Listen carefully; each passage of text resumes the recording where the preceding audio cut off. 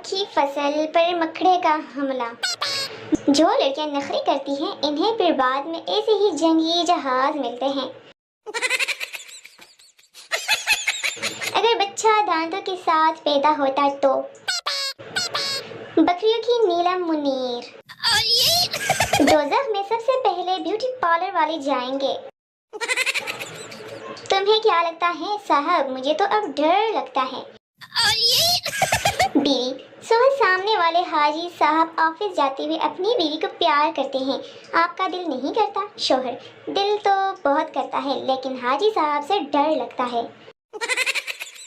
امتحان میں ٹاپ ایک خوش نصیب بچہ کرتا ہے لیکن اس کے بدلے گالیاں لاکھوں کروڑوں بچوں کو گھر میں کھانی پڑتی ہیں۔ بیوی: شرابی شوہر کو ٹھیک کرنے کے لیے کالے کپڑے پہن کر کھڑی ہو گئی۔ شوہر: تم کون ہو؟ بیوی: میں چڑیل ہوں۔ شوہر: ہاتھ ملا، میں تیری بہن کا شوہر ہوں۔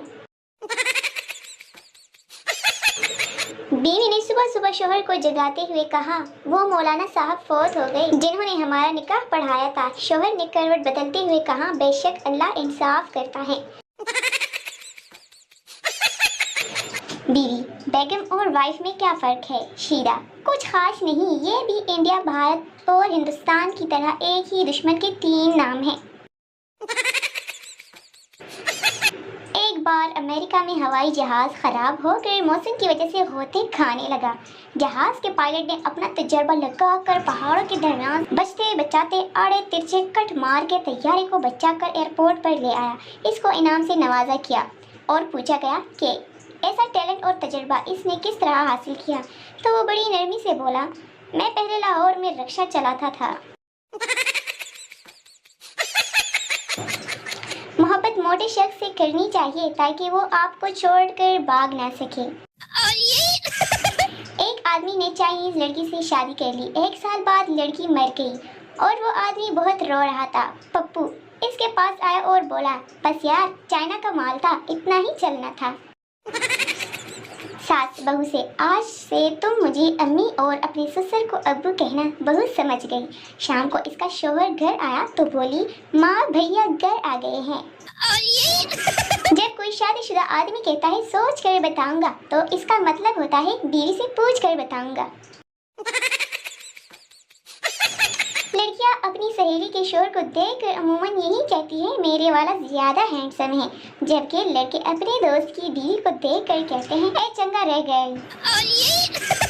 آپ کسی بھی شادی میں جاؤ، وہاں بچے بلا وجہ بھاگتے ہوئے نظر آئیں گے۔ بادام رکھے تھے یادداشت بڑھانے کے لیے، اب یاد نہیں آ رہا کہاں رکھے تھے۔ پپو کتنا پڑھی ہو؟ میں BA۔ پپو 2 لفظ پڑھے، وہ بھی الٹے، AB ہوتا ہے لڑکی۔ آج کے دور کا سب سے خطرناک ہتھیار اسٹیٹس ہے، جس کے لیے لگاؤ وہ خود ہی سمجھ جاتا ہے۔ مجھے خالی گھر میں داخل ہوتے ہوئے سلام کرنے کی عادت ہے اور یہ بھی ڈر رہتا ہے کہ کہیں کوئی وعلیکم السلام نہ کہہ دے۔ میں وہ لڑکی ہوں جو رونے کے بعد فوراً شیشہ دیکھتی ہے کہ کیسی لگ رہی ہوں۔ ٹیچر کوئی ایسا محکمہ بتاؤ جہاں عورت کام نہیں کر سکتی۔ بچہ فائر بریگیڈ۔ ٹیچر وہ کیوں؟ بچہ کیونکہ عورت کا کام آگ لگانا ہے، بجھانا نہیں۔